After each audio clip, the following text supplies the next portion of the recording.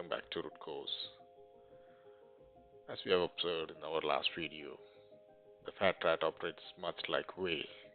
It's a post-exploitation framework designed to generate payloads that evade antivirus detection and simulate real-world attacks.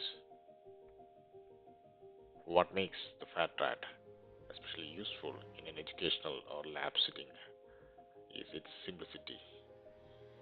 You can generate reverse shells, set up listeners, and test persistence all through a menu-driven interface. It's ideal for demonstrating how payloads behave. We'll start again. Sudo Fatrat, fetch exe.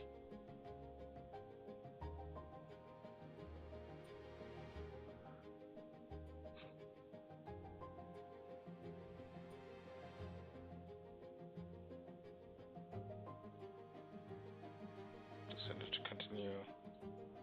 Test checker, taken all the necessary steps. Wait for starting.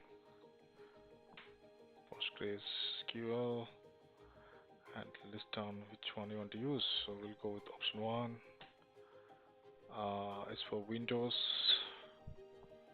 This is almost similar to what you had done earlier for the Whale configuration, where we have created a payload, and that payload is accessing from a Windows machines by starting a HTTP service.